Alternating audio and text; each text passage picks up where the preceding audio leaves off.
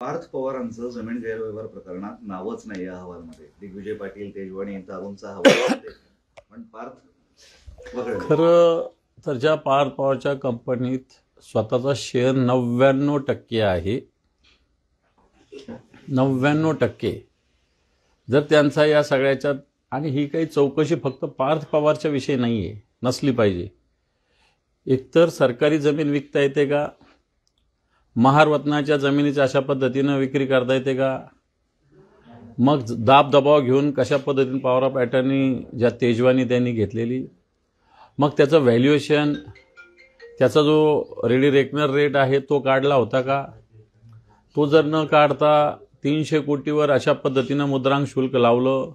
आता हे मुद्रांक शुल्क, ही जमीन जर रद्द व्यवहार करायचा तर ज्याच्या नावावर केलं त्याला आधीचा आणि आता पुन्हा तेवढाच असा मुद्रांक शुल्क भरावं लागेल. आणि म्हणून या सगळ्या विषयामध्ये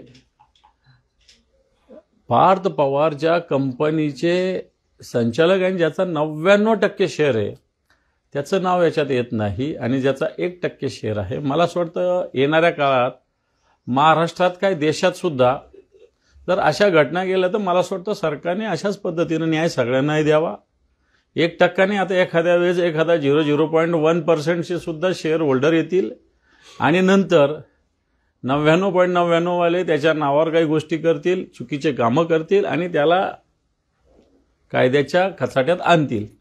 मग ही वृत्ती येणार काळात होऊ शकते. त्यामुळं पार्थ पवार सुटेल नाही तर अडकेल याच्यापेक्षा म्हातारी मेल्याचं दुःख नाही, पण काळ सोसावेल, आणि मग सरकारला याच्यामध्ये जो न्याय पार्थ पवारला लागला तो इतरांना सुद्धा लावावा लागेल. तिन्ही पक्षांचं याबाबत एकमत झालेलं दिसते किमान पार्थला वाचवण्यात दिसतंय मला. आता कालचं तुम्ही बघितलेलं आहे सगळं, एकमेकाच्या पक्षातले कार्यकर्ते घेऊनही जसं एकमत आहे तसं पार्थ पवारला वाचवणं. कारण आहे त्याला वाचवायचं का, कारण सगळ्यांच्याच हात दगडाखाली आहे. कोणी ना कोणी कुठं ना कुठं अडकलेलं आहे. प्रत्येक याच्यामध्ये कोणाचा ना कोणाचा हात आहे.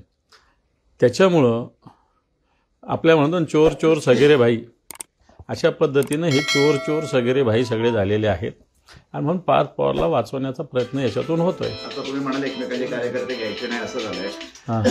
काल ते नाराजी नाट्य वगैरे आपण बघितलं. मात्र फडणवीसांचं असं म्हणणं आहे की मित्रपक्षांचे नेते पळवण्याची सुरुवात शिवसेनेनं केली होती, म्हणजे एकनाथ शिंदेच्या शिवसेनेनं, आणि नंतर हे सगळं घडत गेलंय, आणि नंतर नाराजी नाट्य. हे दोघे सारखेच आहे, दोघं सारखे आहे. इकडचे तिकडचे पळवले, शिंदेंना काही वाटलं नाही, पण त्यांच्या ठाण्यातल्या पळवल्यावर त्यांना दुःख झालेलं आहे. बाकीच्या महाराष्ट्रातले अनेक लोक भारतीय जनता पार्टीनं मागच्या वर्षभरात घेतलेले आहेत.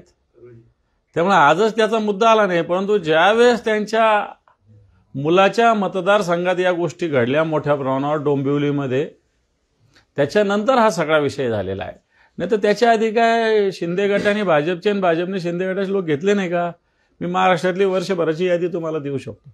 परंतु जिथं एकनाथ शिंदे यांचे चिरंजीव डॉक्टर शिंदे यांच्या मतदारसंघात, आणि विशेषतः डोंबिवली मतदारसंघामध्ये, डोंबिवली विधानसभा याच्यामध्ये भागामध्ये ज्या पद्धतीने ह्या सगळ्या गोष्टी झाल्या, त्याच्यामुळे मला असं वाटतं ह्या सगळ्या गोष्टीला मोठा उछाल ज्याला म्हणता येईल, उचल या विषयाने घेतलेली. एकमत झालंय पण नाही घ्यायचं असं म्हणतात. असं कागदी एकमताला काही अर्थ नसतो, कागदी एकमताला काही अर्थ नाही याच्यामध्ये.